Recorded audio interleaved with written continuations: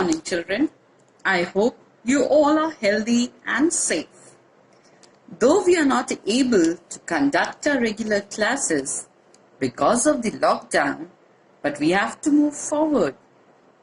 It is rightly said by Henry Ford, if everyone is moving forward together, then success takes care of itself. So with this belief, we would like to move forward. I am Priyanka Tagore from Mount Carmel School.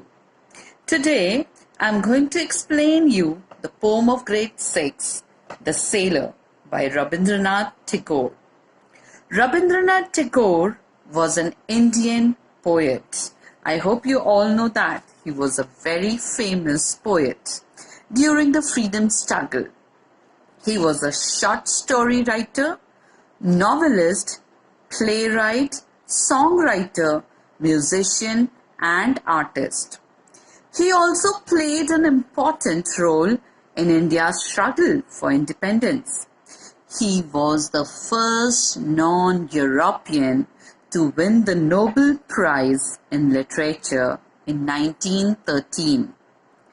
He is also credited with the composition of national anthem of two countries. India's, of course we all know that, Jana Gana Mana, and Bangladesh, Amar Shonar Bangla. Words were to him what a lump of marble is to a sculptor. He would caress them, adore their fullness, and shape them into beautiful piece that delivers an emotion, touches a chord, and evokes passion in his readers. Now, let us begin with the poem. This poem is written by Rabindranath Tagore. Here, the speaker is a child, is a very small, a tender-hearted child who is a highly imaginative child. The way he explored the fairyland in his imagination, just looking at a boat, is extraordinary.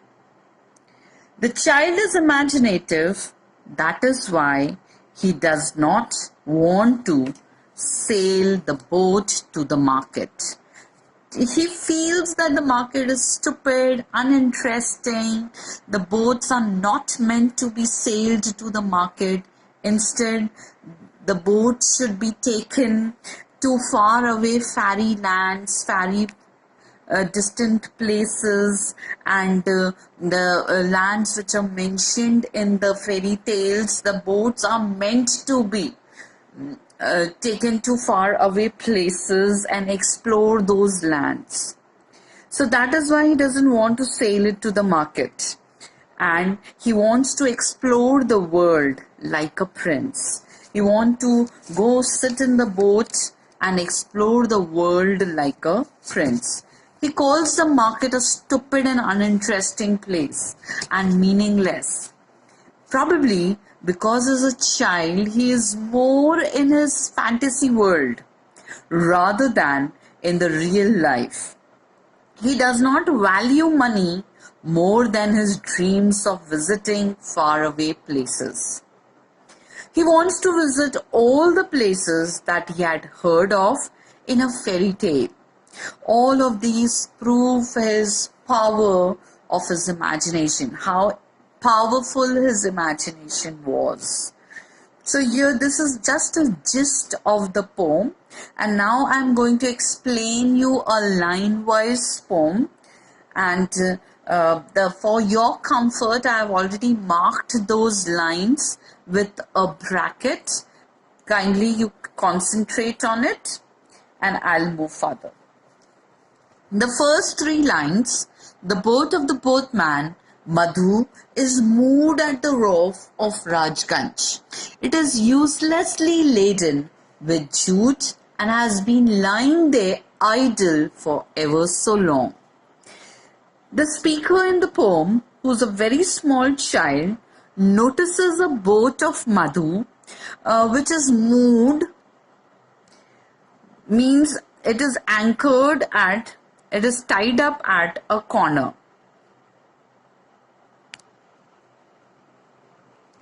Where the boats are kept, it is in Rajganj. And the boat is loaded with jute, and it is lying at the banks without any purpose, no use. No one is there paying any heed to it. Even Madhu is not there. Though Madhu had prepared the boat to take it to the market, but he is nowhere to be seen.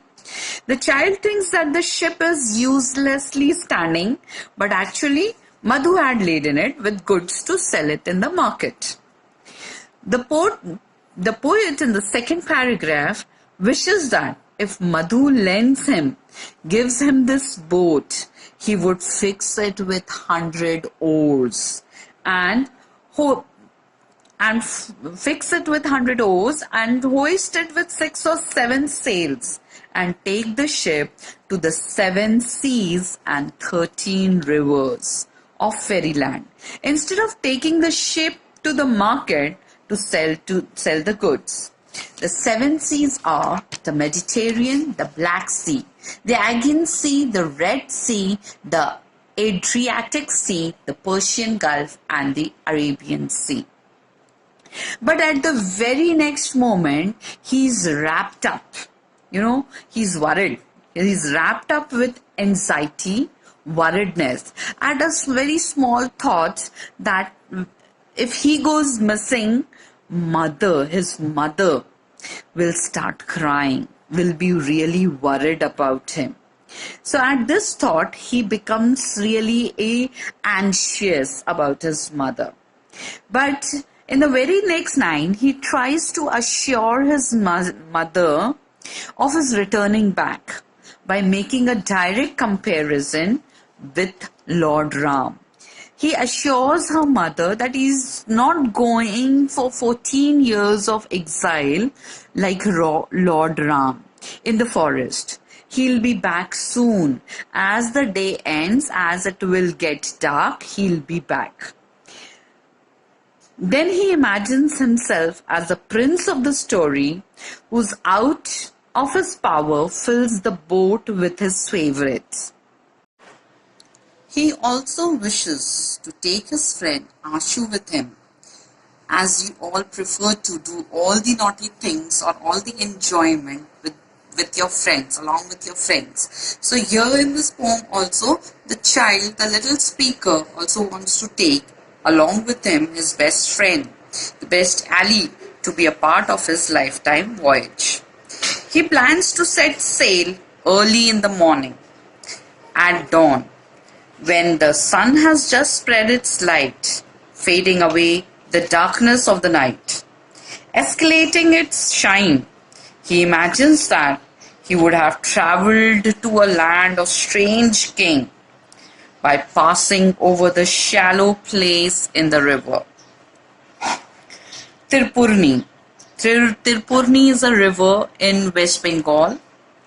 In Old Bengal, it meant to say. And leave behind the desert of Tipantar in Bengal. Again, it is in Old Bengal. At noon, when his mother would go to the pond to take a bath, by that time they would have travelled far away land to explore those lands, to explore the fairy lands. Along with the speaker, his best friend Ashu would go along with him. In the last 4 lines, when we come back, it will be getting dark, and I shall tell you of all that we have seen. I shall cross the 7 seas and the 13 rivers of fairyland. In these last 4 lines, the poet, the speaker of the poem, assures his mother that he'll come back when it will be dark and narrate her all that he had seen while travelling 7 seas and 13 rivers.